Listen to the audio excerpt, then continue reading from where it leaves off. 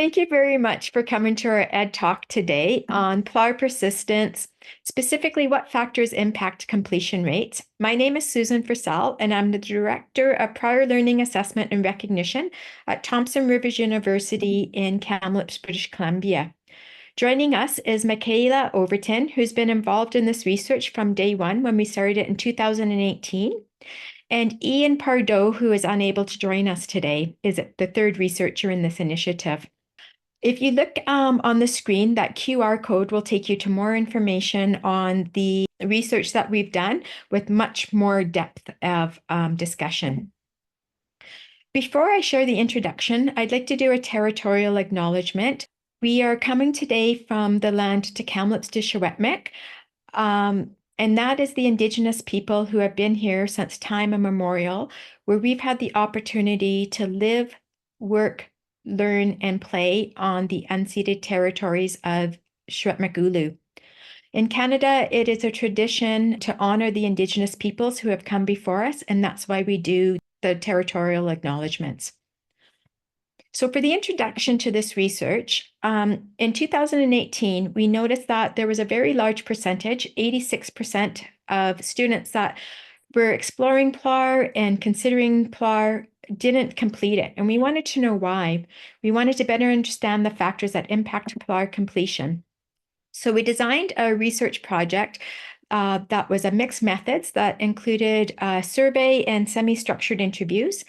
Just 176 students completed the survey in 2018, and Michaela and I did 14 interviews and then coded them. So before I talk about the 2023 research, I just wanted to share what we found in the 2018 findings. So 4 patterns came to the surface with that research.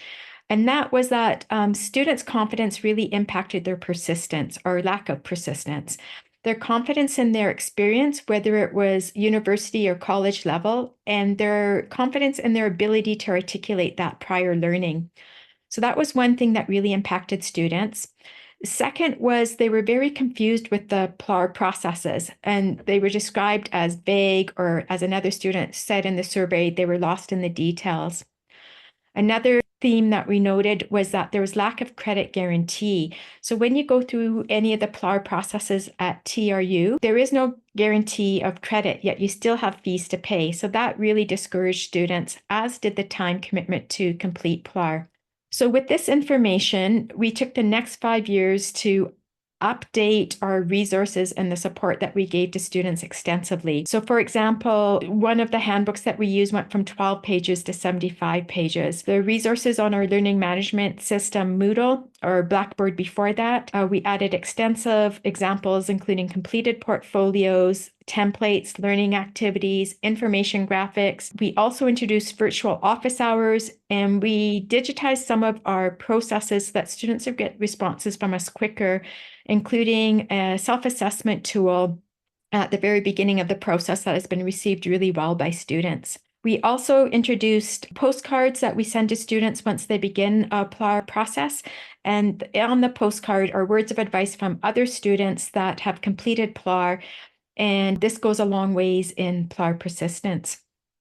After the 5 years of enhancing, improving our resources and student support, we re-administered the research methodology, the survey, and the interviews. This time we had 360 participants complete the survey, and Michaela did 10 interviews that we're just coding now. And Michaela's now going to show you some of the differences in the findings between 2018 research and the 2023 research. So we can see here the reported helpfulness of platforms that we use to share information with students. When the initial survey was conducted in 2018, email, website, and Moodle were all considered helpful. You can see they're all above the 0% line, with email being rated as the most helpful of the 3, and Blackboard, now Moodle, rated the least helpful of the 3. Then, as Susan noted, based on findings from 2018, we further developed and created resources for the Moodle, created student handbooks, and invested time to improve the detail and clarity of email content, which we can see resulted in a significant increase in the reported helpfulness of email and Moodle communications. These increases line up with the platforms that we prioritize strengthening based on 2018 survey findings.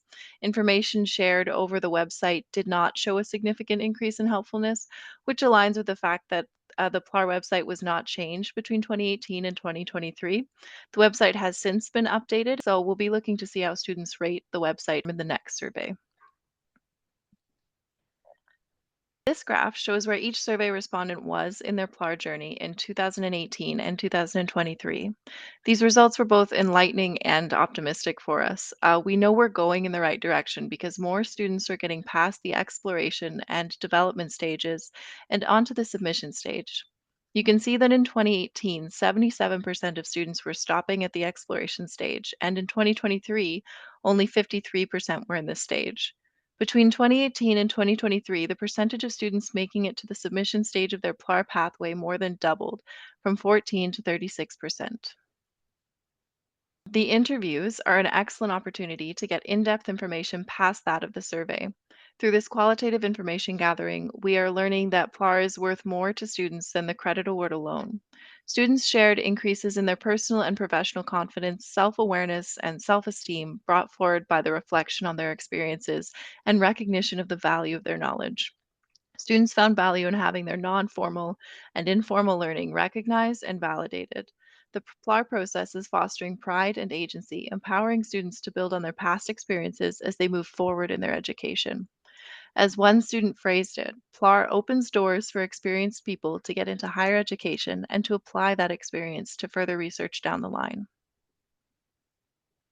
In conclusion, we want to share a few of the lessons that we've learned and a few more of the developments that we've done. As I mentioned, the no guarantee of credit highly impacted students' decision to proceed with PLAR.